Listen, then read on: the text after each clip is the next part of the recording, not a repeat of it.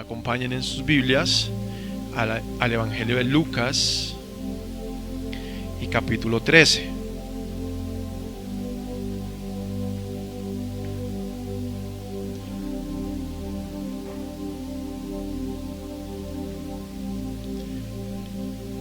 Evangelio de Lucas capítulo 13. Nosotros tenemos unas Biblias, de hecho teníamos hartas. Si de pronto usted, por error obviamente, se ha llevado una de estas bibliecitas para su casa, primero esperamos que la esté leyendo, segundo pues que la traiga, porque teníamos alrededor de 18 Biblias y no hay sino como 10, quedan poquitas. Entonces pues son aquí para poderlas prestar, aunque tenemos aquí el recurso de la proyección y para que usted no se ate, no se condene con esa Biblia ya guardada. Amén. Podemos descargarlas también en las aplicaciones y tenerlas a la disposición. Bueno, hay una historia aquí en el capítulo 13 de Lucas, desde el versículo 10, que en el estudio o hoy en la enseñanza vamos a aprender, y pensé, esta es una buena oportunidad porque el texto es sencillo, de poder hacer una mini clase, por decirlo, de la interpretación de un texto bíblico. ¿Cómo lo podemos interpretar? De hecho, vamos a extraer obviamente los principios de esta enseñanza, para que sea nutritiva para nuestra vida, pero que usted se lleve también hoy una forma sencilla de cómo poder interpretar un texto bíblico de la manera correcta. Amén. Esto es importante porque siento que todos aquí que somos muy buenos lectores de la palabra, a veces nos encontramos y luchamos con el texto. Eso pasa. Hay unos que son fáciles como este, pero a veces hay textos en la Biblia que son difíciles y usted dice, hoy en mi estudio, en mi devocional no entendí mucho, ¿cierto?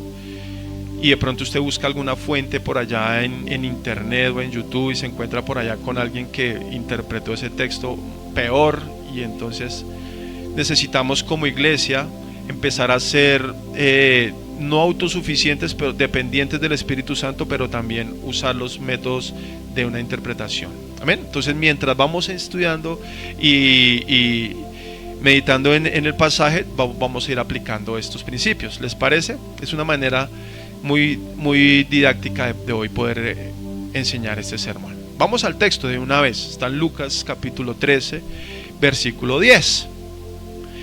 Dice la palabra que enseñaba Jesús en una sinagoga en el día de reposo, y había allí una mujer que desde hacía 18 años tenía espíritu de enfermedad y andaba encorvada, y en ninguna manera se podía enderezar.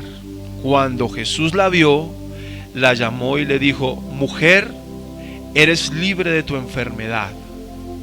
Y puso las manos sobre ella, y ella se enderezó luego y glorificaba a Dios.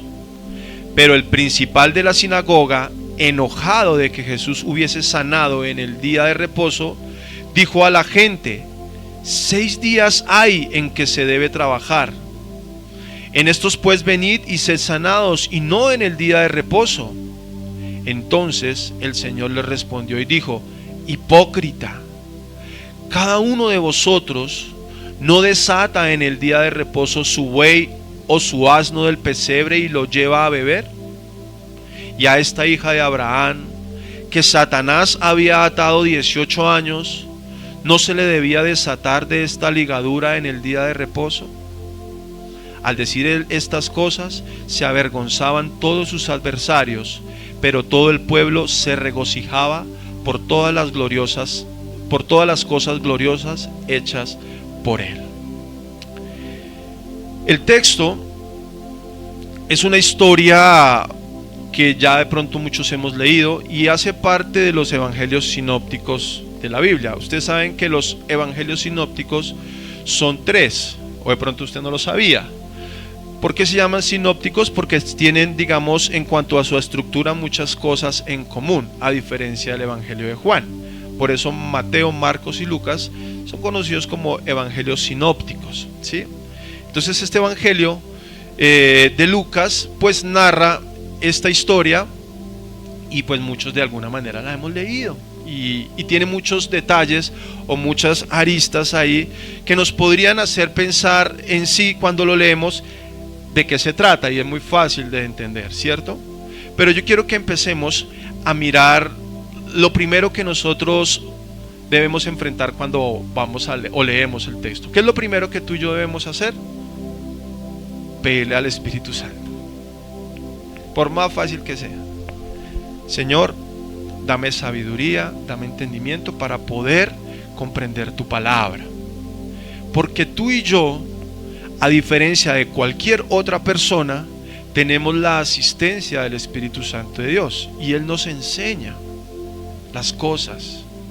Por eso, aunque hayan muchas personas que lean este libro, para esas personas no hay entendimiento y no hay revelación, pues porque no tienen el Espíritu.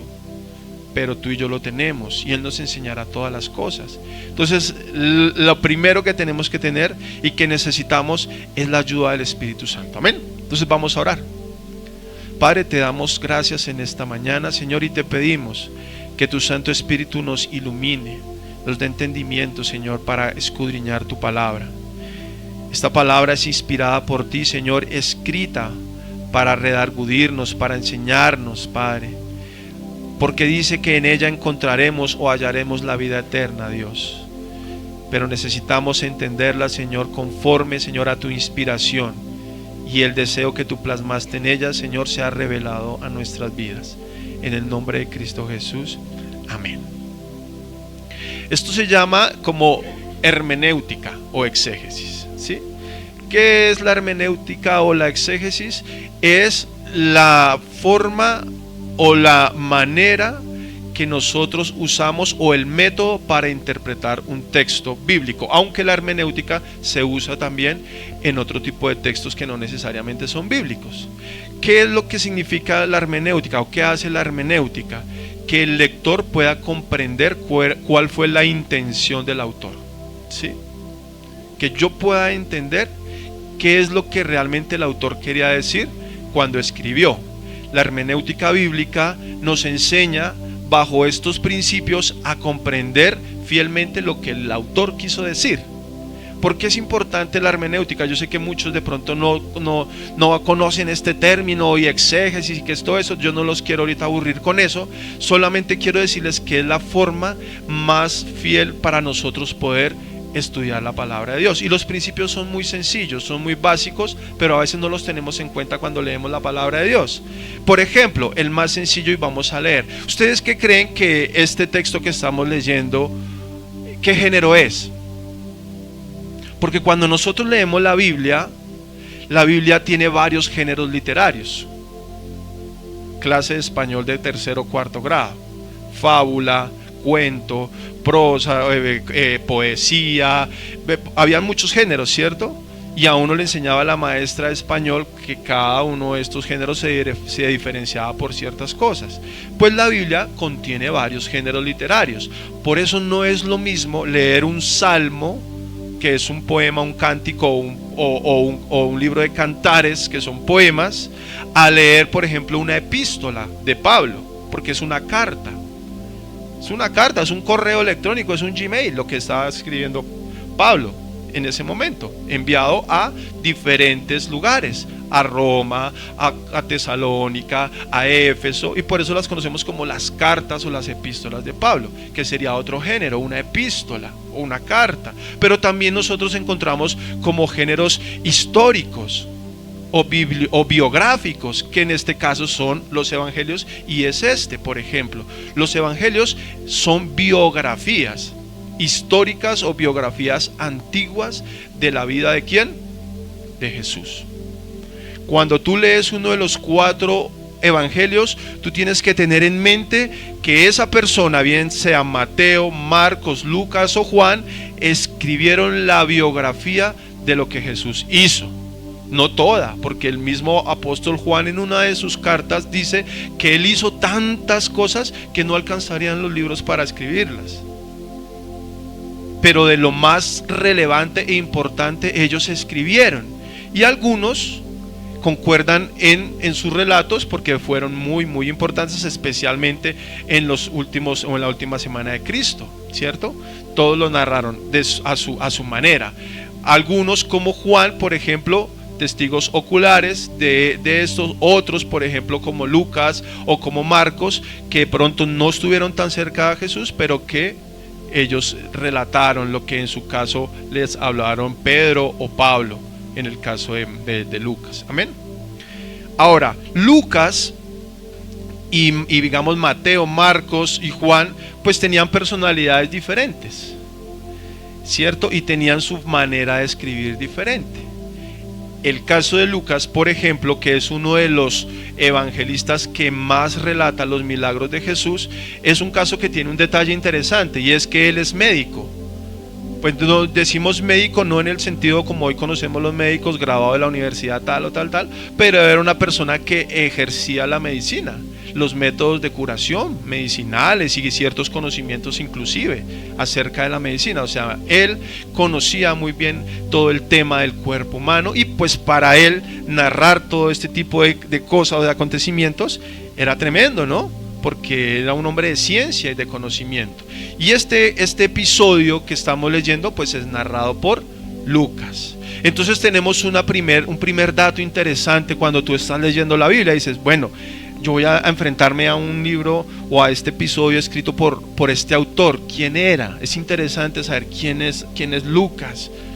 Y ya sabemos quién es Lucas. Entonces sabemos qué género literario es una biografía. No me estoy enfrentando a una profecía de Jeremías, ni a una profecía de, por ejemplo, el Apocalipsis, sino a una biografía, ¿cierto? También encontramos géneros como parábolas que el Señor habló, de las cuales cuando yo me enfrento a una parábola tengo que tener mucho cuidado con lo que voy a interpretar, porque es casi como una metáfora.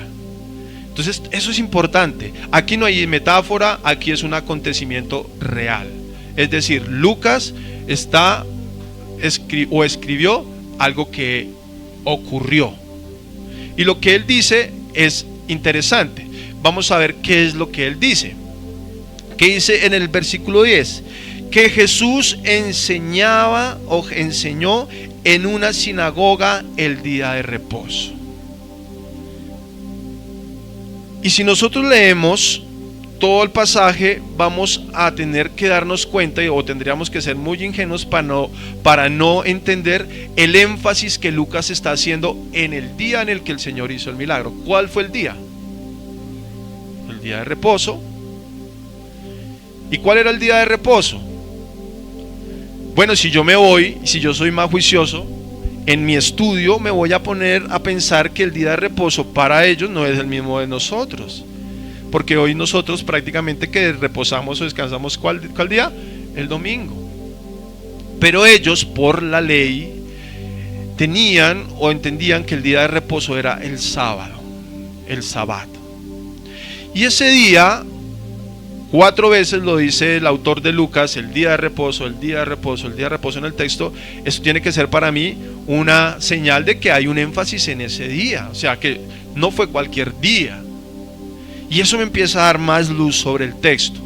Y lo que está diciendo es que cuando el Señor estaba en una sinagoga, que era un lugar, pensemos algo semejante a este tal vez, porque se enseñaba la palabra, se compartía allí de las escrituras, allí se le enseñaba al pueblo acerca de la Torá y de la ley.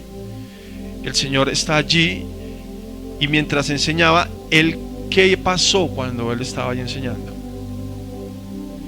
Vio a una mujer encorvada. Pero entonces detengámonos un poco en el día de reposo, porque ahí hay algo interesante. Y si lo leemos y nos quedamos solamente con la mujer encorvada, que es lo que más nos llama la atención del texto, usted va a salir y le van a preguntar allá en la casa o algún amigo, bueno, ¿y hoy de qué se trató la predicación? Y usted va a decir, de una mujer que estaba encorvada, ¿cierto? Y usted se va a quedar sin la riqueza de lo que el texto nos está enseñando. Porque al final, aunque está el relato allí del milagro, de que el Señor la sanó, hay un énfasis en lo que el Señor hizo el día de reposo. ¿Qué significa el reposo para nosotros? ¿Por qué tenemos tanta controversia inclusive con aquellas personas que insisten en que debemos guardar el día de reposo, el Sabbat? ¿Por qué no lo hacemos nosotros como tal? Es decir, guardar el Sabbat, ¿sí? Porque ellos acusaron tanto a Jesús y deseaban matarlo por el hecho de que la mayoría de las obras que el Señor hizo, lo hizo el día de reposo. Y uno se pregunta, pero ¿qué pasaba ahí? La palabra dice, inclusive en el Evangelio de Juan, y esto es otro recurso que ya empezamos a usar nosotros en nuestro estudio bíblico. Primero es ¿qué hacemos nosotros? Orar al Señor, ¿cierto? Segundo, miramos el género literario que estamos leyendo, miramos el autor, quien lo está escribiendo, y ahora vamos a tener un contexto de ese texto. Y cuando ustedes usan una Biblia que tiene concordancia, o hoy más fácil en una aplicación que usted puede mirar concordancias, usted va a hacer énfasis en el día de reposo. ¿Qué es el día de reposo? Y a usted le va a aparecer todos los versículos donde la Biblia le habla del día de reposo. Eso no es como antes, que usted tenía que mirar en el índice allá atrás, día de reposo, y si usted lo quiere hacer, hágalo. Pero si usted pone en las aplicaciones que hoy tenemos, en Eastword y en muchas aplicaciones, usted dice día de reposo, y usted puede hacer un estudio tremendo del día de reposo. Pero hoy les voy a citar Juan capítulo 5, versículo 16. Y por esta causa los judíos perseguían a Jesús y procuraban matarle, porque hacía estas cosas en el día de reposo. Jesús les respondió: mi Padre hasta ahora trabaja y yo trabajo. Por esto los judíos aún más procuraban matarle, porque no solo quebrantaba el día de reposo, sino que también decía que Dios era su propio Padre, haciéndose igual a Dios. Claro, piensen en esto. Los judíos y los maestros de la ley, los principales de las sinagogas, tenían el día de reposo como el día más sagrado. Ellos lo guardaban y procuraban en ese día no hacer absolutamente nada. Y se encuentran con una persona que ese día precisamente lo usa para hacer milagros, para alimentar a las personas, para ir a recoger con sus discípulos espigas, hacer muchas cosas. Eso a ellos los confrontaba y de hecho los llenaba a ellos de odio contra Jesús, porque lo veían a él como una persona que estaba violando la ley. El problema es que ellos no entendían el verdadero significado del día de reposo, y el Señor Jesús se los va a enseñar y les va a explicar. Y eso no solamente es para ellos, sino para nosotros. ¿Qué es el día de reposo? Y el Señor lo dice en su palabra. O sea, ¿para quién fue hecho el día de reposo? ¿Nosotros fuimos creados para el día de reposo, o el día de reposo fue creado para nosotros? Es una de las preguntas que el Señor les va a hacer en Marcos 2:27, usando otro texto acerca del día de reposo. ¿Qué piensan ustedes? Para nosotros, claramente.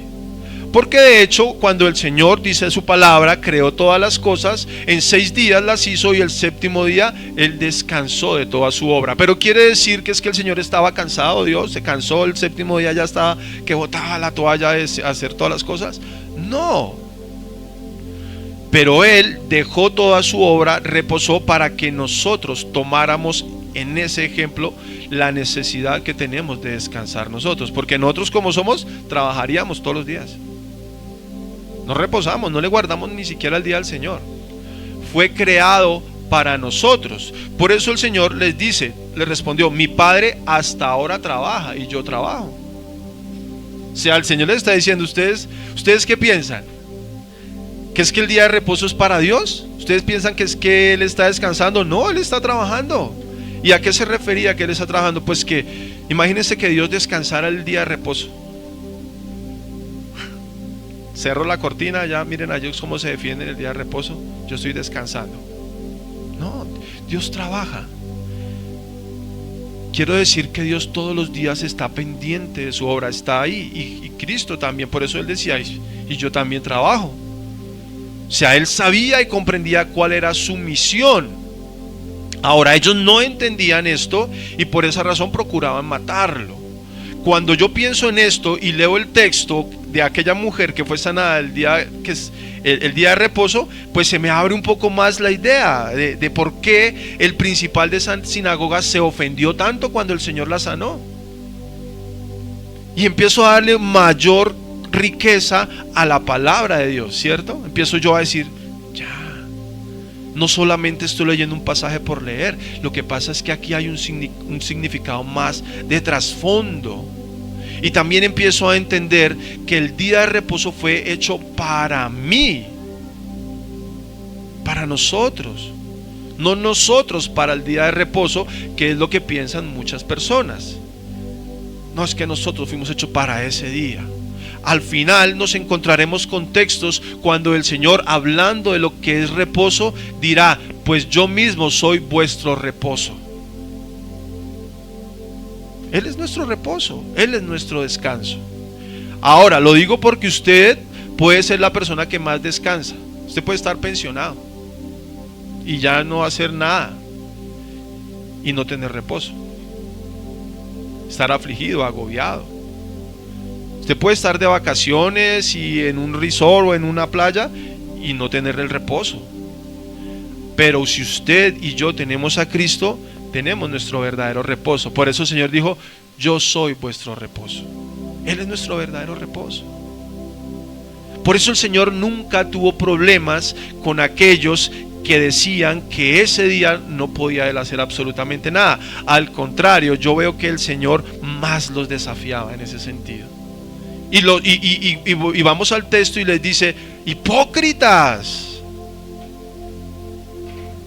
¿acaso ustedes, por ser el día de reposo, no desatan a su buey y lo llevan a tomar o a beber agua? O sea, los confronta.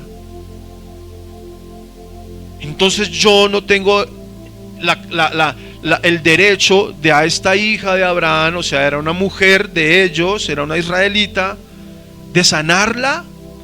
A ellos ni siquiera les valió lo impresionante que es ver un milagro. Imagínense en el nivel de hipocresía de ellos. O sea, eso no los estremeció. De que tal vez para ellos esa mujer era conocida, porque ¿cuántos años llevaba con esta enfermedad? 18 años. La conocían como la jorobada de Jerusalén, la encorvada. 18 años. Y yo creo que esta mujer entraba al templo y todo el mundo la conocía. Y ver que en un momento el Señor la sana y esta mujer queda sana, no los estremeció, sino que más los estremeció a ellos acusar al Señor porque había hecho su día de reposo. Eso es impresionante, ¿no? Entonces hay de verdad un fuerte énfasis en nosotros comprender aquí cuánto a veces nos importa más el legalismo que la gracia de Dios. Cuánto a veces nos importa más el mirar tal o tal cosa y no mirar la gracia del Señor Jesucristo. Eso nos pasa si queremos empezar a extraer principios bíblicos de este texto, porque algo importante que tenemos que hacer nosotros es que la palabra de Dios es viva y es eficaz y es útil para redargudir. Yo no la puedo leer simplemente por leer y quedarme con una buena exégesis y decir, oiga, sí, no, tremendo, aquí nos está diciendo claramente que es esto, es lo otro, sino que ahora tú y yo, que es lo que hacemos en un sermón, es extraer esos principios que son aplicables para nuestra vida. Nos quedamos con la parte de la sanidad. Yo también necesito un milagro, Señor. ¿Y por qué no nos quedamos con la parte del legalista, del hipócrita, del fariseo, porque también a veces somos el antagonista de la historia. No lo creen. A veces nosotros estamos ahí. Nosotros a veces nos quedamos con el Cristo allí crucificado, pero no nos quedamos con los que estaban gritándole crucifíquenle. Y muchas veces nosotros también estábamos ahí. Nosotros debemos aplicar esos principios a nuestra vida. Entonces, dice ahí la palabra, volviendo al texto, que sucedió algo que nos llama la atención, y es un milagro. Esta enfermedad, a diferencia de otras enfermedades que aparecen en la Biblia, tiene algo en particular. Hablemos primero de qué clase de enfermedad era. Esa enfermedad, encorvamiento, que en su momento tal vez la medicina no le había dado un nombre científico, hoy la conocemos como tal, como una enfermedad de, ¿cómo se llama? Arteriosclerosis. Exacto, pero que aquí yo la tenía anotada bien.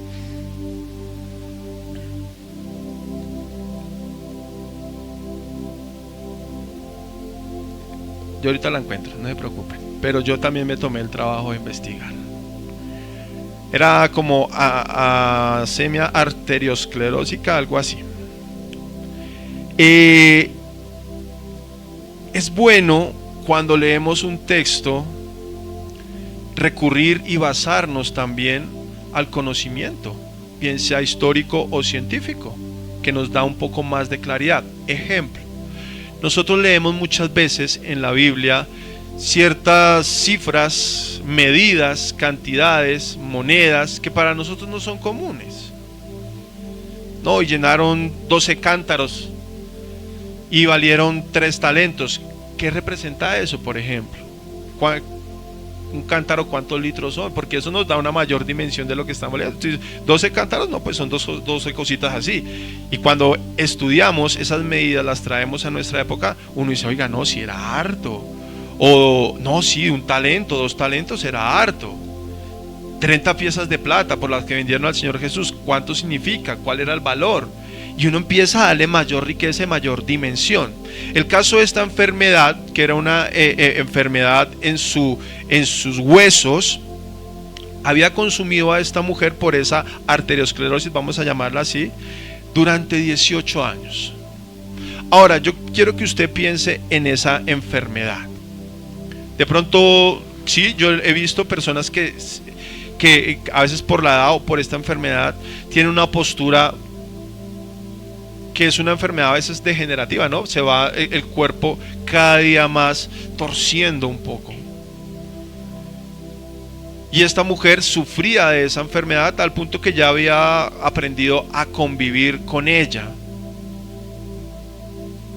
18 años viviendo con este encorvamiento. Cuando el Señor, aquí ya dice, se llama cifoescoliosis. Esta enfermedad tenía una particularidad diferente. ¿Cuál es? ¿La nota usted ahí en la Biblia? ¿No la ha notado? ¿Qué era qué?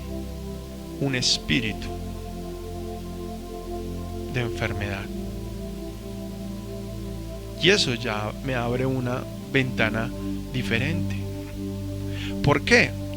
Porque la Biblia nos habla de muchas enfermedades que fueron sanadas por Jesús. Y no todas, en la gran mayoría, eran espíritus de enfermedad. Vemos, no sé, la hija de Jairo, vemos al ciego. De hecho, que algunos pensaron que de pronto era una maldición por algún tipo de pecado que había cometido sus padres, y el Señor claramente les dijo, no, una enfermedad, nació ciego, y es para la gloria de Dios, y lo sanó. Vemos los mudos, vemos los leprosos. Y en ninguno de estos casos y otros más, el Señor precisó que era un espíritu de enfermedad, pero en ella sí, era un espíritu de enfermedad.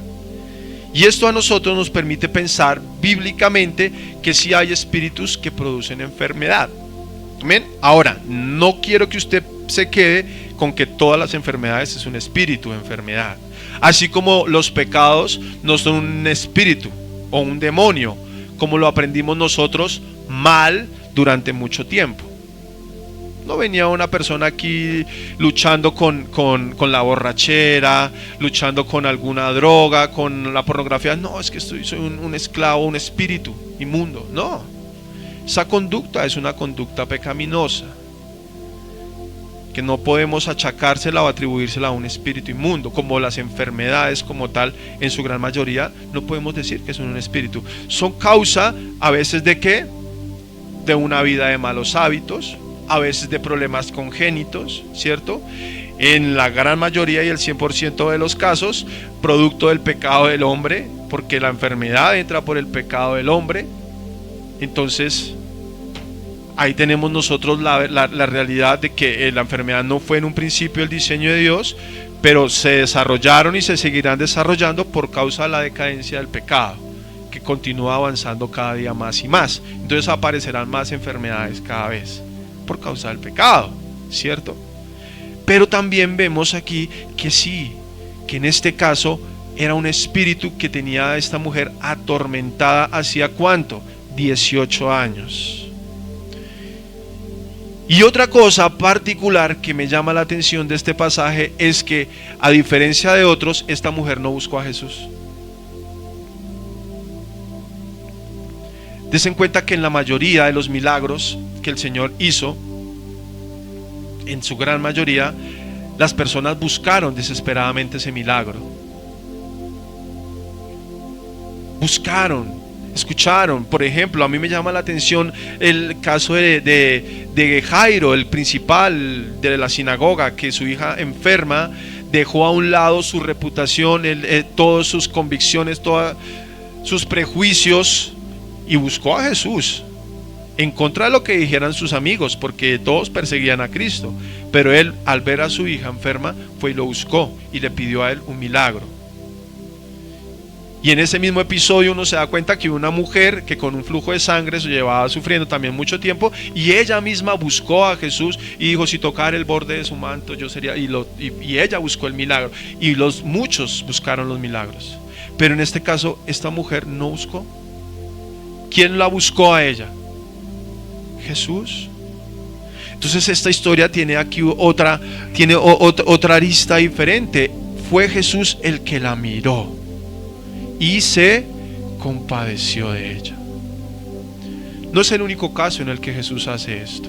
Hubo otros en el que el Señor, con su mirada compasiva, se acercó a los que lo necesitaban.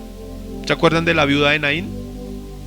Que cuando el Señor iba con sus discípulos, él vio que esa mujer iba en el entierro de su hijo, y él la miró y él se acercó a ella compasivamente. ¿Qué es la mirada compasiva de Cristo? ¿Qué es una mirada compasiva? Es una mirada que siente dolor por el otro, y no solamente siente dolor, sino que actúa en compasión a esa persona. ¿Tenemos una mirada compasiva nosotros? Es decir, nosotros a veces somos lastimeros. Ay, sí, no, pobrecitos. No, y si supo el caso de la señora, sí. Y de la señora del 300, ay, sí, te nace eso, no, pobrecita. Pero en eso se nos queda, ¿cierto? El dolor por las personas se nos queda en una mirada de lástima y ya. Ay, por lo que le pasó, sí.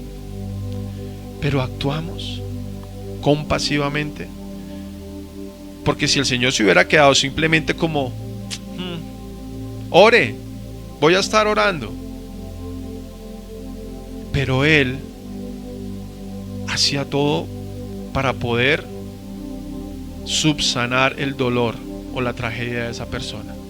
Obviamente tú y yo no podemos sanar, pero podemos orar y acercarnos, pero sí podemos darle a alguien quien tenga una necesidad, pero sí podemos de alguna manera brindar un consejo, orar, llorar con los que lloran, dice la palabra. Podemos hacerlo. y podemos nosotros poner en práctica esa palabra. Ahora, ¿por qué esta mujer estaba sufriendo esta enfermedad? Era un espíritu que la atormentaba. Yo en la concordancia y en la palabra fui al Salmo 38. Miren lo que dice el Salmo 38, capítulo 3. David, en uno de esos salmos dice: nada sano hay en mi carne. A causa de tu ira, ni hay paz en mis huesos a causa de mi pecado. Él estaba hablando algo de una enfermedad en sus huesos, por causa de su pecado, dice: porque mis iniquidades se han agravado sobre mi cabeza, como carga pesada se han agravado sobre mí, hieden y supuran mis llagas a causa de mi locura. Estoy encorvado, dice el versículo 6. Dice: estoy encorvado, estoy humillado en gran manera, ando enlutado todo el día, porque mis lomos están llenos de ardor y nada sano hay en mi carne. Estoy debilitado y molido en gran manera, gimo a causa de la conmoción de mi corazón. ¿Qué está expresando David ahí?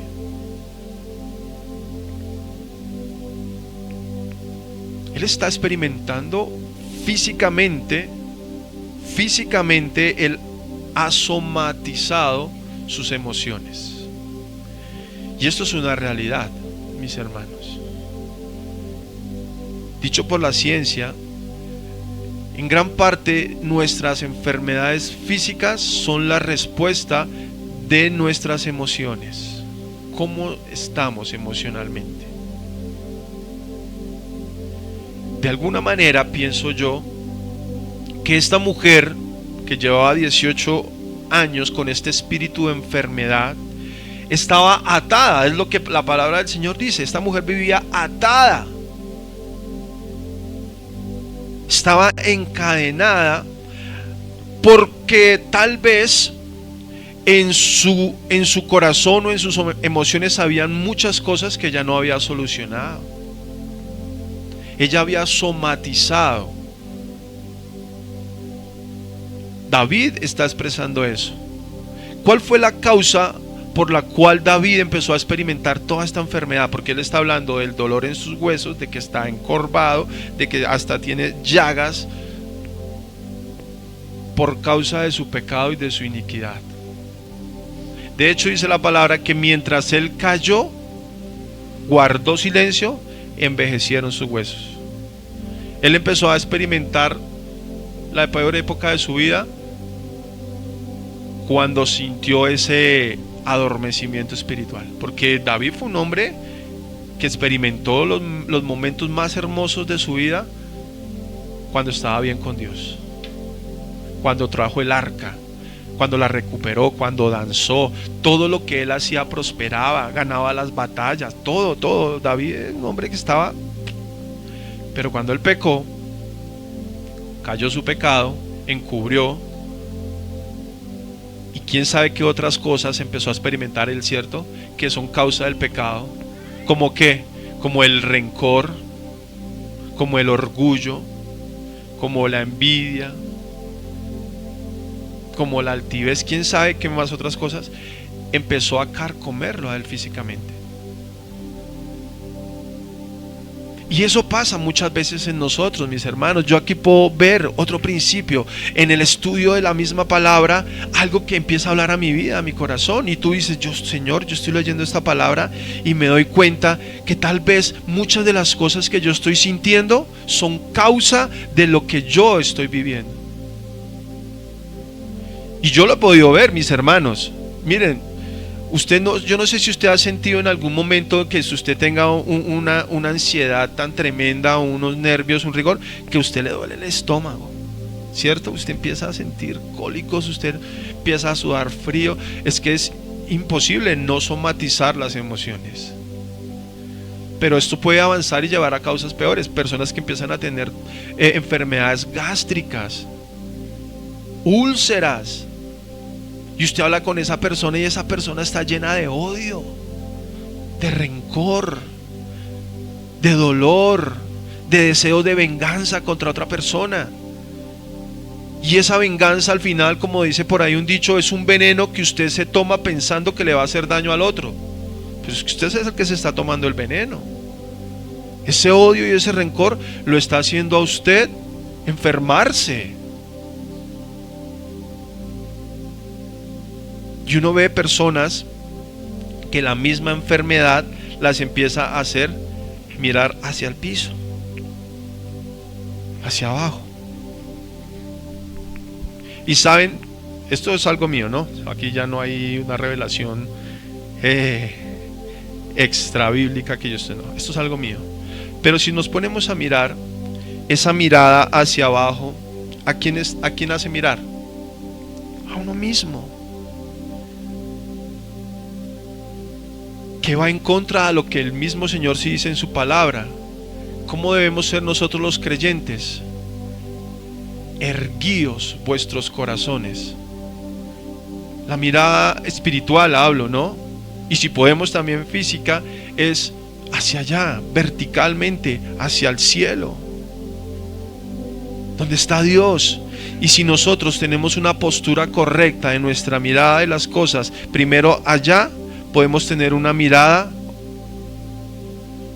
horizontal, no, dijo el maestro allá a 45, así inclinada, no, una mirada, una perspectiva correcta, una perspectiva clara de las cosas. Pero el problema es que esta mujer se miraba a sí misma. Su pecado, esa enfermedad la estaba llevando a no poder mirar claramente a Dios. Y eso es lo que produce el pecado en la vida de nosotros, mis hermanos. Nos acobarda y nos lleva a un punto donde no podemos mirar a Dios. Por lo menos eso es lo que yo veo en el Salmo 38 de David. Él no miró a Dios, él dejó de mirar a Dios. Y mientras él dejó de mirar a Dios, él se secó espiritual y físicamente. Él empezó a experimentar. El peor momento de David, como lo narra el Salmo 38, es este. Y todo lo que pasaba alrededor de su vida empezó a ser una tragedia, una desgracia. Murió su hijo, sus mismos hijos entre ellos se mataron uno a otro, el otro violó a su hija. Eso se volvió un caos. Y era David. Y Satanás, que es un espíritu, aprovecha muy bien el pecado para actuar en la vida de las personas. Un corazón lleno de pecado es un aeropuerto, una autopista donde aterriza él, sus demonios. Y obran, mis hermanos. Entonces, esto es una realidad. En este caso, este espíritu de enfermedad estaba atormentando a esta mujer por alguna razón. Y eso pasa en la vida del creyente. Aquí el origen de esa enfermedad era espiritual. Aunque aclaro, no toda enfermedad tiene ese origen. Amén. Pero el texto nos da más y más riquezas. Sucede el milagro. El Señor la sana. Pero antes de sanarla, ¿qué le dijo? Leamos ahí.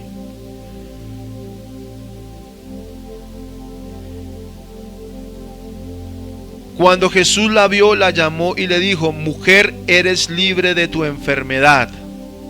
Y puso las manos sobre ella, se enderezó luego y glorificaba a Dios.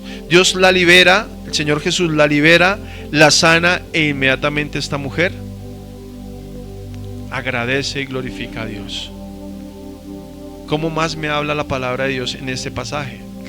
¿Cómo somos nosotros cuando recibimos un milagro de Dios? ¿Glorificamos a Dios?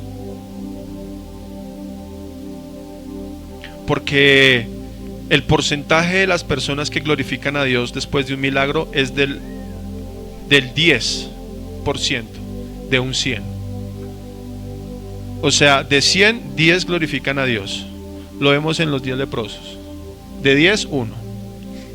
Y si tú lo ves alrededor de todos los milagros que el Señor hizo, es muy similar. O sea, el porcentaje se mantiene. Es una constante. Ahí no hay variables. De 5,000 que alimenta, después 500 están con Él. Más o menos los porcentajes se van a mantener así. Porque a veces buscamos de Dios solamente los milagros. Y yo esto lo he vivido y lo hemos visto, hermanos. Y de pronto usted hoy está siendo confrontado por Dios, porque usted ha recibido un milagro de parte de Dios en muchas áreas de su vida. Dejando a un lado el más importante, que es la salvación. O sea, el milagro, la salvación que nos debería mantener a nosotros, ya fue hecho. Pero usted ha recibido otros milagros. Usted ha recibido respuesta de Dios en muchas áreas de su vida. ¿Cómo reacciona usted? ¿Glorifica a Dios?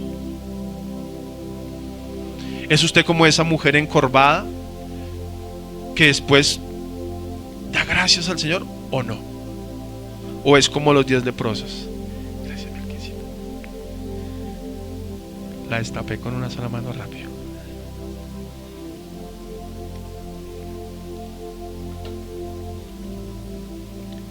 De esa manera, nosotros podemos enfrentarnos a la palabra de Dios, interpretarla y aplicarla a nuestras vidas. Es un texto, como les dije, sencillo, pero es un texto que a mí me permite no leerlo por leer. Es un texto que a mí me permite interpretarlo y aplicarlo a mi vida correctamente. ¿Qué me enseña más el texto? Que Dios sana ayer, hoy y hoy sigue sanando. ¿Qué me enseña más el texto? Si quisiera yo, cuando estaba estudiando hermenéutica, nos ponían a hacer ejercicios de principios aplicables del texto que estamos estudiando, y uno empezaba a ver muchos principios. ¿Qué puedo ver más ahí? ¿Qué puedo ver? Porque la palabra de Dios para mí es viva y es eficaz. Amén. Usted no necesita, o usted no depende del pastor o del maestro para poder estudiar la palabra de Dios. Si usted se enfrenta a la Biblia, la lee de una manera correcta y dedica un tiempo para aplicarla a su vida, usted se va a sentir nutrido y alimentado. Amén. Pero si usted hace esto, háblame, Señor, y leyó esa parte de la Biblia que a veces es difícil de leer, y se abrió la tierra, hablando del caso de los hijos del sacerdote, y los consumió porque ofrecieron fuego extraño, y usted va a decir: Señor, no, háblame en serio. Y va a buscar otra y sale: hipócritas, sepulcros blanqueados. No, Señor, ponte más serio. Y usted va a entender hasta que usted le cache a algo que lo haga sentir bien, ¿cierto? Porque esa es la forma en la que las personas leen la Biblia. Pero cuando tú tienes una relación con la palabra y la lees de una manera, interpretas, usas estos medios, los interpretas correctamente y extraes esos principios, la palabra de Dios se vuelve útil para ti. Amén. ¿Cuántos se sienten nutridos por la palabra del Señor? Amén. Dice el Señor en su palabra, y esta es una promesa de las muchas promesas que hay ahí: venid a mí todos los que están trabajados y cargados, porque yo os haré descansar. Esta mujer estaba cansada. Si yo les digo párese en un momentico, usted se va a sentir descansado. Ya apenas 40 minutos ahí sentado y de pronto usted ya se siente incómodo por la silla. Si yo le digo párese, estírese, usted va a sentir, imagínese esta señora de 18 años, con ese dolor, ya acostumbrada. Hay personas que a veces han llevado tanto tiempo luchando con una enfermedad que ya hace parte de su vida, se les hace común. Pero ¿sabe qué dice el Señor? Venid a mí todos los que estén trabajados y cargados, que yo os haré descansar. Amén. Él es nuestro reposo, Él es nuestro descanso, y Él ha prometido a cada uno de nosotros ser nuestro sanador. Porque cuando la palabra en Isaías 53 dice, y por su llaga fuimos nosotros curados, en ello también prometió sanarnos. Amén. Con esto voy a terminar. Y vamos a salir más temprano porque como ahora ya no tenemos la enseñanza de la ofrenda, entonces nos vamos a predicar sermones un poquito más largos.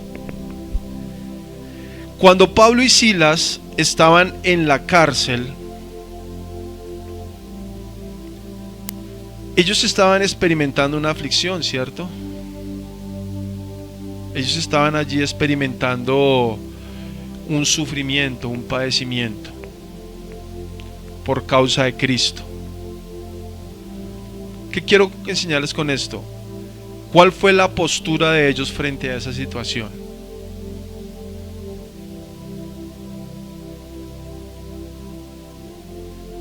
¿Se afligieron?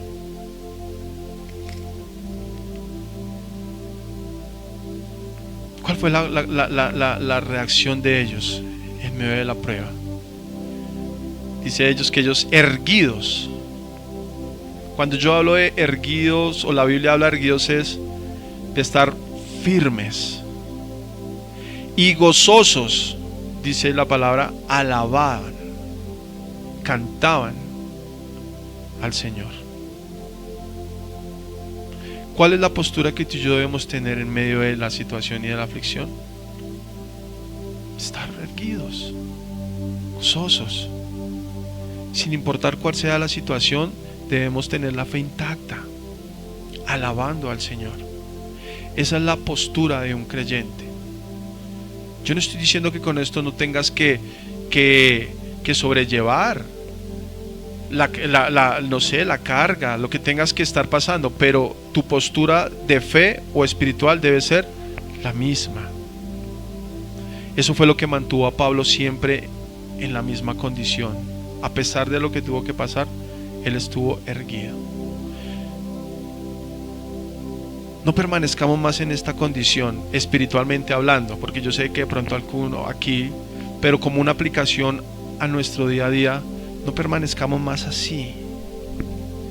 Levantémonos, que nuestra condición en los caminos del Señor sea la misma y aún aumentando, porque dice la palabra del Señor que Él nos lleva desde aumento, de gloria en gloria,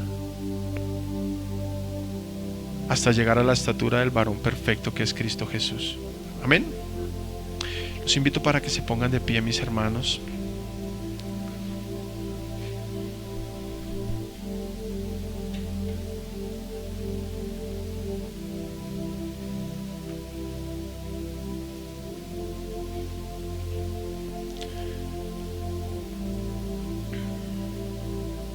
Hay varias razones por las que debemos orar en esta mañana.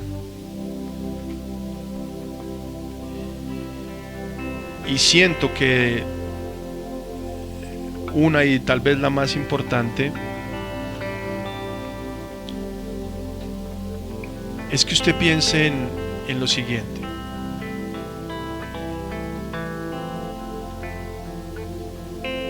Si el caso de esta mujer que sufría esta enfermedad era algo espiritual, era un espíritu que quizás, como el caso de David, estaba operando en ella por algún pecado, te hace pensar en esta mañana que hay algo dentro de ti que, por el hecho de no confesarlo, no solamente de no confesarlo, sino de no dejarlo, te está manteniendo estancado, estancada, enfermo, enferma, no sé.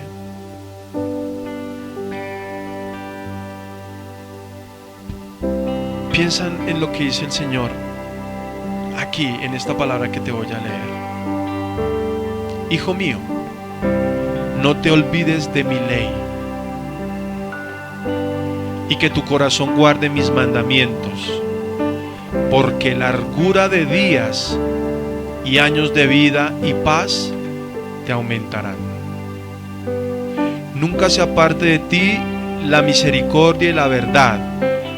Átalas a tu cuello, escríbelas en tu corazón, y hallarás gracia y buena opinión ante los ojos de Dios y de los hombres.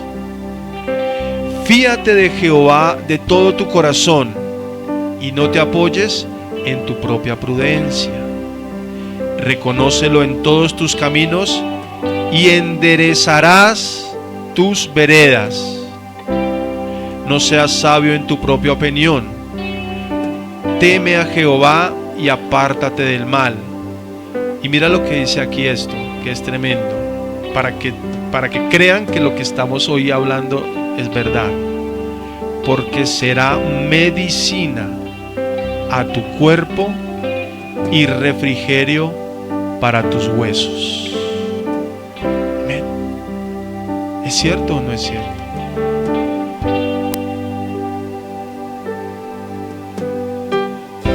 Salmo 3. Proverbios 3, perdón. Mira, si no fuera cierto lo que hoy estamos hablando, ¿por qué Dios dice que su palabra trae medicina? Si no fuera cierto que el pecado trae enfermedad, pobreza, miseria, ruina, ¿por qué esta mujer estaba viviendo así? Si la palabra de Dios nos habla que el método de Dios es sencillo como este, la palabra de Dios es lo que tú y yo necesitamos para que tengamos paz, largura de días, ¿cierto? No es una promesa del Señor. Podemos tener, dice la palabra, delante de Dios y de los hombres buen testimonio. Dice la palabra que nuestros caminos serán derechos, rectos, y dice la palabra que tendremos medicina para nuestro cuerpo y para nuestros huesos. Y usted gastando la plata en medicamentos, como la mujer del flujo de sangre que dice que se había gastado todo su dinero, ¿cierto? Dice, todo se lo había gastado en medicamentos y no le funcionó. Y usted buscando de dónde, cómo hacer para sentir esa sanidad. Y el Señor te dice aquí en la palabra, mi palabra, esa es la sanidad, será medicina para tus huesos. Usted que no puede dormir y busca la forma de cómo conciliar el sueño, y el Señor te dice, mire, mi palabra, ahí está. Amén. Es una promesa hermosa. Y yo quiero invitarte para que tú esta mañana, de verdad, si vas a inclinar tu cuerpo, lo hagas solamente en humillación a Cristo, no en humillación a ti mismo o a tu propio pecado, a Cristo. Y busques en Él la sanidad, la paz que necesitamos cada uno de nosotros. ¿Ven? ¿Cuántos saben que Dios ha sido bueno? ¿Cuántos saben que Él es bueno? Verdaderamente bueno. Yo quiero que cantemos este coro y cerrando ahí nuestros ojos y pensando en lo que tenemos que hacer, porque tu relación con la palabra de Dios tiene que volverse real. Tiene que volverse real, mis hermanos, esa relación con Él. Si tú no te das cuenta, tal vez la solución es muy sencilla, está ahí, pero tu orgullo no te deja. Volveos a mí, dice el Señor, y yo me volveré a vosotros.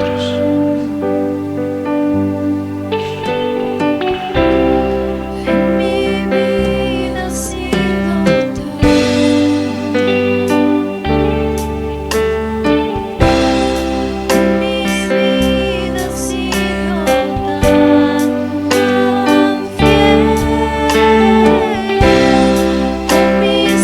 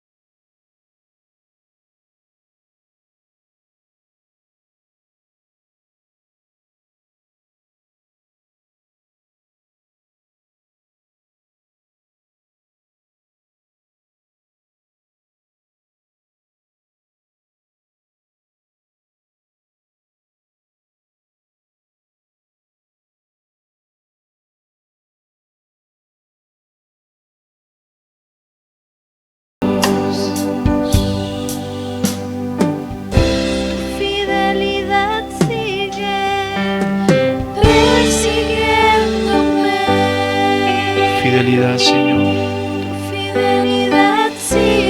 Nos persigue todos los días, Señor, a pesar, Señor, de nuestros errores. Tu mirada compasiva y tu misericordia, Señor, nos permite disfrutar de tu gracia todos los días, Señor. Tú eres ese Dios que sana y que sigues obrando milagros, Señor, en nuestra vida. Pero hoy, Señor, tomamos tu palabra, Dios, como medicina para nuestros huesos, Señor, y para nuestra alma, Dios.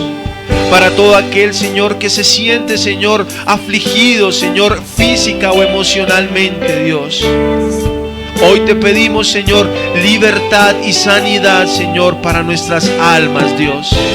Porque tú eres ese Dios bueno y fiel y misericordioso, Dios, que obra, Señor, aún, porque sigues siendo el mismo ayer, hoy y por los siglos de los siglos, Señor. Gracias por tu bendita palabra, Dios, y por traernos hoy libertad. Porque como le dijiste a esa mujer, eres libre de esa enfermedad. Gracias, Señor, y te glorificamos en esta mañana, Padre. La gloria y la honra es para ti. Cántale: tu fidelidad, Señor, sigue todos los días. Tu fidelidad sigue, Señor, persiguiéndome todos los días de mi vida, Señor. No te cansas, Señor, de tu justicia y de tu amor y tu benevolencia, Dios. Tu fidelidad, Señor, es incomparable porque eres fiel.